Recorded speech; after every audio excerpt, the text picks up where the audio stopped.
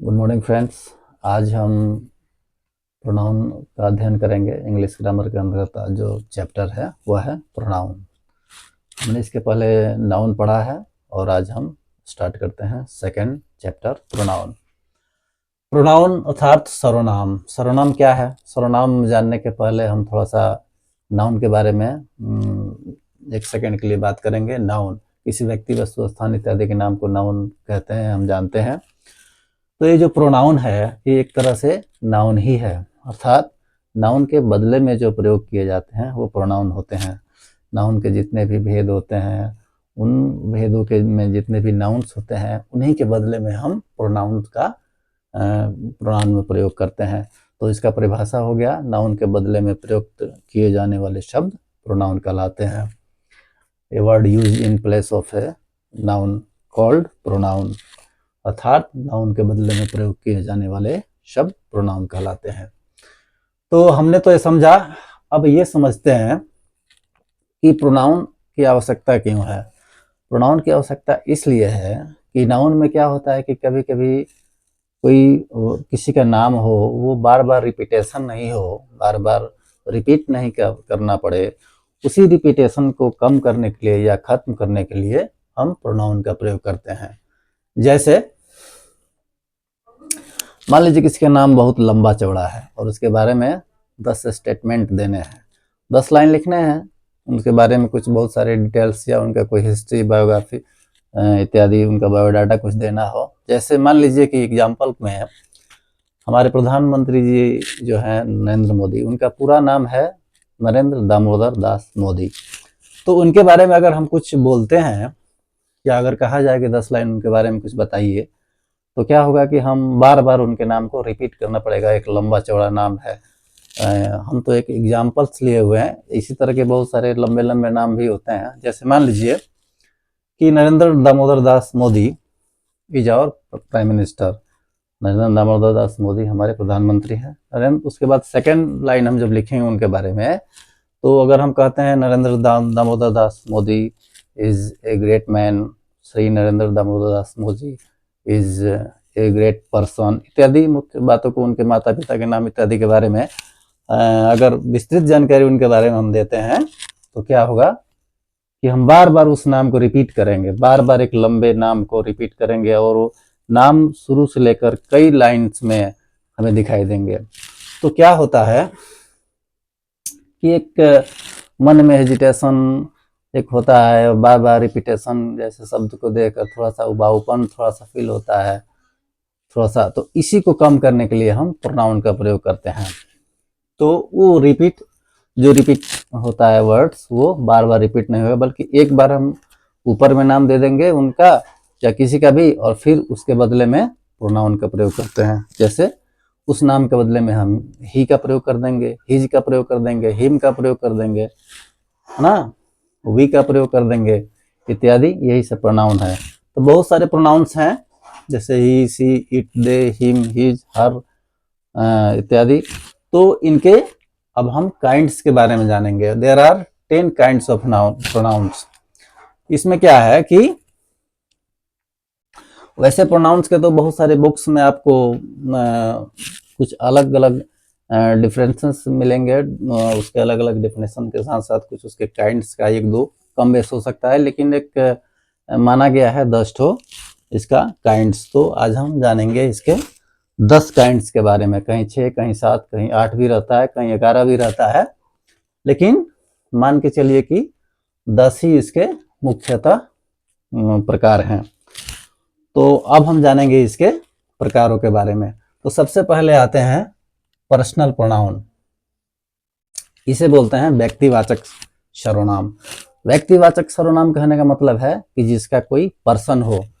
Personal pronoun जो है, personal जो वर्ड है वो पर्सन से बना हुआ है, पर्सन और उसके बाद पर्सनल। तो पर्सन का मतलब हम जानते हैं कि व्यक्ति होता है, और ये जो पर्सन होते हैं वो 3 होते हैं, ये भी हम जानते हैं। इसके लिए तो इसके बारे में थोड़ी सी जानकारी और ले लिया जाए। जैसे first person, second person, third person, ये तीनों फर्स्ट पर्सन, बोलने वाले को फर्स्ट पर्सन कहा जाता है, और जो सामने जिसको संबोधित करते हैं वो सेकंड पर्सन होता है। जिससे हम कुछ कहते हैं और जिसके बारे में कुछ कहते हैं वो थर्ड पर्सन होता है। जैसे I, we, you, he, she, it, they, ये फर्स्ट, सेकंड और थर्ड क्रमशः ये पर्सन्स हुए। तो ये सारे पर्सन्स जो हैं वो पर्सनल प्रोनाउन के अंतर्गत आते हैं, व्यक्तिवाचक सर्वनाम। इसमें व्यक्ति शब्द है अर्थात जिससे व्यक्ति का बोध हो, जैसे I, me, he, him, we, he, she, it etcetera. और एग्जाम्पल्स में हम देखेंगे he is a boy, they are players. इसमें जो ही है ये आपको प्रोनाउन के बदले में प्रयोग हुआ है। जैसे Ram is a boy, Ram is a boy और उस राम के बदले में ही शब्द आ गया है, तो ये जो नाउन है वो ये प्रोनाउन नाउन का काम कर रहा है। उसके बाद दे आर प्लेयर्स। अब कोई अगर प्लूरल नाउन अगर कोई है उस प्लूरल नाउन के बदले में दे का प्रयोग किया गया है, ये हो गया pronoun. They are players, he is a boy, she is a girl इत्यादि। तो ये जितने भी ही, सी, इट, दे ये सब हैं, ये आपको पर्सनल प्रोनाउन के अंतर्गत आते हैं। अब नेक्स्ट आते हैं 2 नंबर में रिफ्लेक्सिव प्रोनाउन। इसका अर्थ होता है निजवाचक सर्वनाम। निजवाचक सर्वनाम में क्या होता है कि इसमें जो सब्जेक्ट होता है, इस सब्जेक्ट पर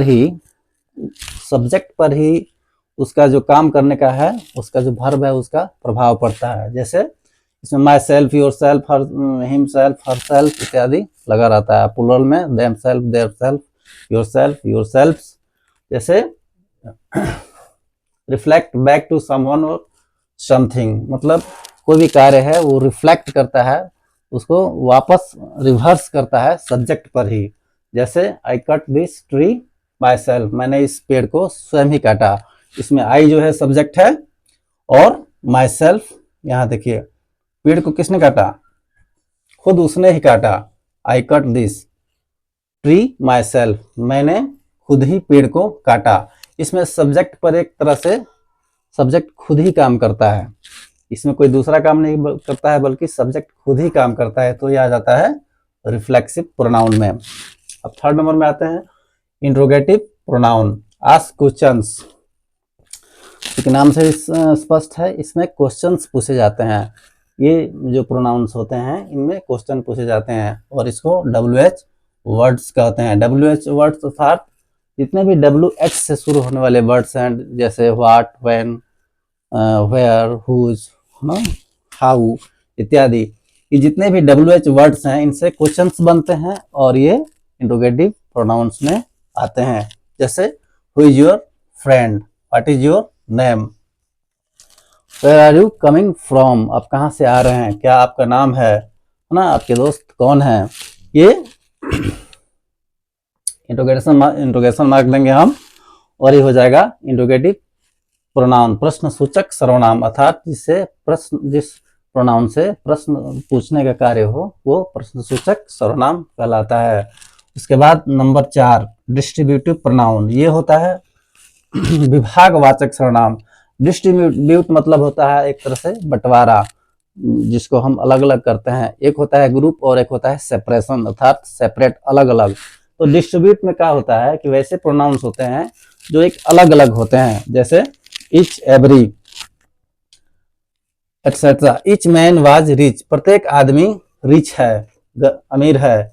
प्रत्येक आदमी का मतलब कि बहुत सारे आदमी हैं जिसमें सारे आदमी अमीर हैं, अर्थात प्रत्येक आदमी, प्रति एक, हर आदमी अमीर है। इससे एक सेपरेशन का बोध होता है, एक अलगाव का बोध होता है। अलग अलग को हम सेपरेट के भाव से देखते हैं। इसमें एक ग्रुप का नहीं बल्कि अलग अलग बातों का, अलग अलग लोगों का बोध होता है, तो हो जाता है डिस्ट्रीब्यूटिव प्रोनाउन। उसके बाद आते हैं नेक्स्ट डिमोन्स्ट्रेटिव प्रोनाउन, संकेतवाचक सर्वनाम। ये इंडिकेट करता है, संकेत, डिमोन्स्ट्रेटिव प्रोनाउन अर्थात संकेतवाचक सर्वनाम, अर्थात जिससे किसी को हम इंडिकेट करें और इंडिकेट करके किसी बातों को बोलते हैं उनको, तो हो जाता है डिमोन्स्ट्रेटिव प्रोनाउन। इसमें होता है जैसे this, that, this, those. This that का प्लूरल फॉर्म दिस दोज होता है। और जैसे this is a boy, that is a girl, those are boys, those are girls इत्यादि। तो दिस और दैट का ही प्लूरल फॉर्म दिस और दोज होता है। तो ये हो गया डिमॉन्स्ट्रेटिव प्रोनाउन अर्थात संकेतवाचक सर्वनाम। हम किसी व्यक्ति या वस्तु को संकेत के माध्यम से या इशारा करके उन्हें कुछ अगर स्टेटमेंट के बारे में कुछ बोलते हैं, कुछ कहते हैं, तो हो जाता है डिमॉन्स्ट्रेटिव प्रोनाउन, संकेतवाचक सर्वनाम। अब इसके बाद हम आते हैं इंडेफिनिट प्रोनाउन। इंडेफिनिट प्रोनाउन होता है अनिश्चयवाचक सर्वनाम। बहुत सारे ऐसे प्रोनाउंस ऐसे होते हैं जो अनिश्चित होते हैं, जैसे जिसका कोई निश्चित कोई बात नहीं होती है, जैसे somebody, someone, है ना, some, ये हो गया सम मतलब ऑल इत्यादि। इससे कुछ निश्चित किसी व्यक्ति का बोध नहीं हो तो वो हो गया अनिश्चयवाचक सर्वनाम। जैसे somebody has come, कोई आदमी आया है। कोई आदमी आया है कहने का मतलब है कि कोई आदमी आया है, उसका एक कोई नाम, कोई पता, कौन है कौन नहीं है, इसका कुछ एक निश्चित कुछ रूपरेखा नहीं है, तो उससे हम कहेंगे इंडेफिनिट प्रोनाउन। निश्चित नहीं है कि वो आदमी कौन है ना, जैसे कि ऑल बॉयज आर कमिंग, सभी लड़के आ रहे हैं, तो सभी आ रहे हैं, तो इसमें कोई निश्चित नहीं है इसका कौन कौन है, इसलिए इसको हम इंडेफिनिट प्रोनाउन कहते हैं। उसके बाद आते हैं रिलेटिव प्रोनाउन। रिलेटिव प्रोनाउन का अर्थ होता है संबंधवाचक सर्वनाम। इससे संबंध का अर्थ होता है किसी भी दो नाउन्स को एक में जोड़ने का काम ये संबंध रिलेटिव प्रोनाउन करता है। और ये हु, व्हाट, व्हिच इत्यादि से, दैट इत्यादि से जोड़े जाते हैं। जैसे the car which I bought is new, वह कार जिसे मैंने खरीदा वह नया है। वह कार जिसे मैंने खरीदा, the car which I bought, वह कार जिसे मैंने खरीदा वह नई है। नई है कहने का मतलब ये कार जो है, इस कार का और ये जो खरीदने का ये जो रिलेट हुआ है, ये व्हिच से हुआ है, ये व्हिच इसको एक तरह से जोड़ रहा है। वह कार जो मैंने खरीदी है वो नई है, इसको कौन जोड़ रहा है, व्हिच जोड़ रहा है। तो व्हाट, हु, व्हिच, दैट, ये जो वर्ड्स हैं ये रिलेटिव प्रोनाउन के अंतर्गत आते हैं और ये एक तरह से जोड़ने का काम करते हैं। वाक्यों में ये शब्दों को जोड़ने का काम करते हैं और इसीलिए इसको रिलेटिव प्रोनाउन कहते हैं। ये एक दूसरे शब्दों को रिलेट करते हैं, जोड़ते हैं। तो हमने जाना 7वां नंबर रिलेटिव प्रोनाउन। उसके बाद हम आते हैं 8वां नंबर में पोसेसिव प्रोनाउन। ये होता है अधिकारवाचक सर्वनाम। कोई भी चीज किसी न किसी व्यक्ति का होगा तो उसमें हम क्या करते हैं, अधिकार का भाव व्यक्त होता है। कोई चीज अगर किसी व्यक्ति का कोई हो और वो कहता है वो चीज मेरी है, तो उससे हम वो अधिकार का भाव उससे व्यक्त होता है और हम इसे पोसेसिव प्रोनाउन कहते हैं। जैसे माइन, योर्स इत्यादि। दैट बुक इज माइन, वह किताब मेरी है। तो इसमें जो माइन है ये आपको पोसेसिव प्रोनाउन हो गया। That book is mine, that pain is yours, वह कलम तुम्हारी है, वह किताब तुम्हारी है। इससे एक अधिकार का भाव व्यक्त होता है कि ये चीजें जो है वो हमारी है, आपकी है। तो ये से हम पोसेसिव प्रोनाउन कहते हैं, इसे अधिकार का भाव व्यक्त होता है। उसके बाद आते हैं नेक्स्ट 9 नंबर में रेसिप्रोकल प्रोनाउन। ये होता है परस्पर सूचक सर्वनाम। परस्पर मतलब म्यूचुअल, एक दूसरे से इंटरेक्ट, इसे बोलते हैं हम रेसिप्रोकल प्रोनाउन। और ये जो उसके जो प्रोनाउन है वो होते हैं each other, one and other इत्यादि। जैसे they look at each other, उन्होंने अपने एक दूसरे को देखा, इसमें एक दूसरे का भाव व्यक्त होता है। ईच अदर और वन एंड अदर इत्यादि शब्दों से ये प्रोनाउन बनाए जाते हैं।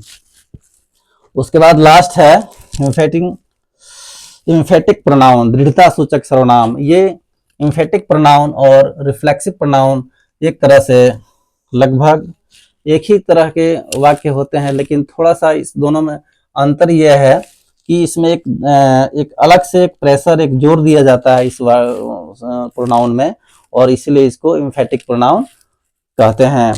दृढ़ता सूचक सर्वनाम जैसे ये भी myself, yourself, himself, themself इत्यादि से बनते हैं। लेकिन इसमें बात ये रहता है कि इसके सब्जेक्ट के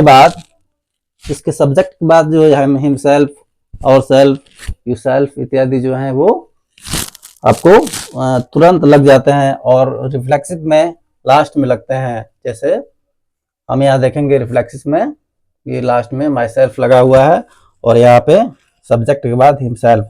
तो सब्जेक्ट के बाद अगर himself, him, herself, themself, yourself इत्यादि लगे तो एक एक्स्ट्रा जोर, एक एक्स्ट्रा प्रेशर रहता है और एक एक्स्ट्रा निजता, दृढ़ता का बोध होता है, तो ये हो जाता है एम्फेटिक प्रोनाउन। तो आज हमने जाना कि 10 प्रोनाउंस के बारे में, कि इनके भेदों के बारे में जाना, इनके परिभाषाओं के बारे में जाना, इनके एग्जाम्पल्स के बारे में जाना, और ये जाना कि ये प्रोनाउन क्यों प्रयोग किए जाते हैं, प्रोनाउन का प्रयोग क्यों किया जाता है और क्यों आवश्यक है। बार बार किसी शब्दों का रिपीटेशन नहीं हो, इसलिए प्रोनाउन की आवश्यकता है। और इंग्लिश ग्रामर में इसके आगे हम वर्ब इत्यादि, एडवर्ब, प्रीपोजिशन इत्यादि, इंटरजेक्शन, इस सब बातों को सीखेंगे, पढ़ेंगे। ये सारी चीज़ें जो है, ये सारे मटेरियल्स जो हैं वो आपको बुक्स में भी मिल जाएंगे, लेकिन अब है कि एक टीचर की भी आवश्यकता पड़ती है, जिससे कुछ बातें एक्स्ट्रा हम जान पाते हैं, कुछ इम्पोर्टेंट चीज़ों को जान पाते हैं। इसलिए सिर्फ ना सिर्फ वीडियो देखिए बल्कि किताबों को देखिए, और सिर्फ किताब भी मत देखिए बल्कि किसी टीचर के कांटेक्ट में भी रहिए, उनसे भी सीखिए। हर चीज़ों का एक कॉम्बिनेशन, एक मिश्रण बना के चलने से हम किसी भी चीज़ को आसानी से सीख जाएंगे, क्योंकि एक बोर्ड पर बहुत सारी चीज़ों को तो नहीं बताया जा सकता है, एक मुख्य मुख्य चीज़ों को बता दिया गया है। जब आप बुक्स वगैरह अध्ययन करेंगे तो बुक्स के माध्यम से भी और इन वीडियोज़ के माध्यम से भी आपको बहुत सारी जानकारी मिल जाएगी और किसी भी चीज़ को आप ठीक से जान पाएंगे। तो आज के लिए धन्यवाद, थैंक यू।